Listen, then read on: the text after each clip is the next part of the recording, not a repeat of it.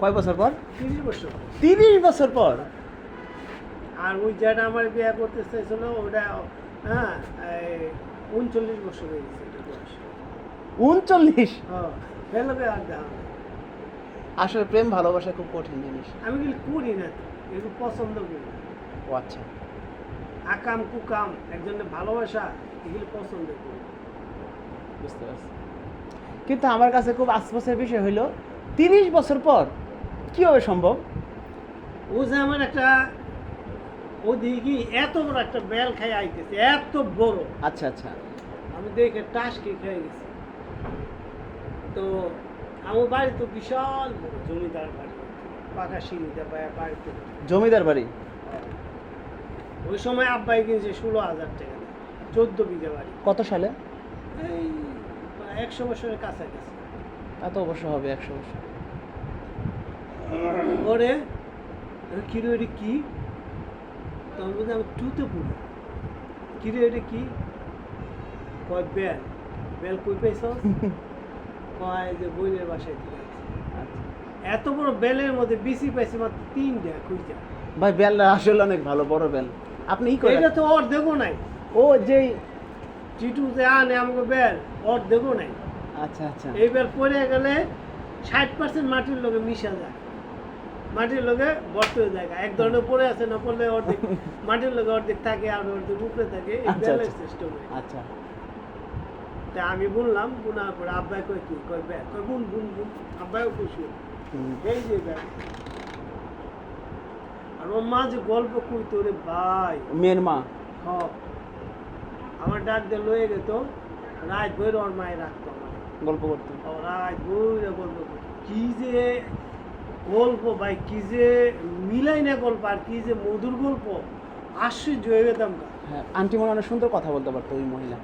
ওর মাও সুন্দরী, ওরা 2 ভাই 4 বোন। এক বোন বুঝে হয় টিভিতে গান গায়। আচ্ছা, কিন্তু আপনি মনে হয় বিয়েটা করলে ভালো তো, ওরা যেহেতু বড় লোকও ছিল। তুই বুঝলি না, তুই যদি বুঝতি তাহলে হ্যাঁ শোনা ভাই করে মুখ দিলে টিস্যু রাখ। টিস্যু না, টিস্যু প্রস্রাবের পর তো আমি টিস্যু ব্যবহার করি। কিন্তু আসলে ওই বড় লোকের তবে মেয়ে সবচেয়ে বড় লোক ছিল লাবণ্য। লাবণ্যের বিয়ে করলে ভালো তো। ভালো হইতো, ভালো হইতো, কিন্তু ওই সময় আমার বিয়ার বয়সও নাই, চাকরির বয়সও নাই। আচ্ছা, মানে আপনি বুঝতেও পারেন না এই বিষয়টা। আমরা বুঝি যে এই মুহূর্তে বিয়া করলে ধ্বংস হইল। ওর বাপে কইছিল জায়গা জমি অনেক দিয়ে দিবে, বিলকে বিল জমি।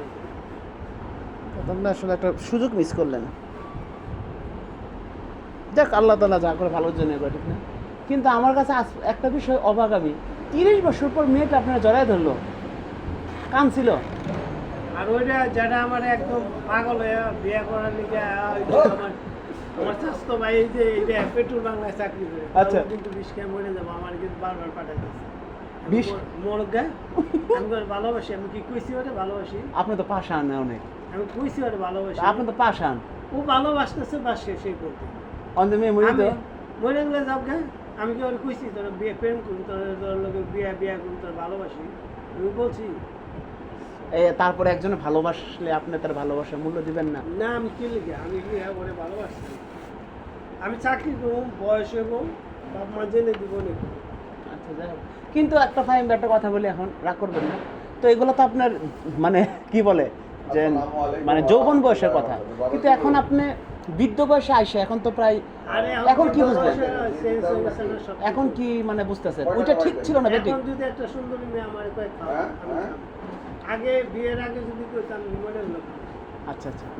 না না, ওই কিন্তু একটা বিষয়, একটা মান আছে, একটা সম্মান আছে, একটা ক্ষমতাশালী। আমি ওদিকে আপনার পোলারে একটা রাস্তায় পাইলাম, বললাম যে কত টাকা পাই নিয়ে যাও।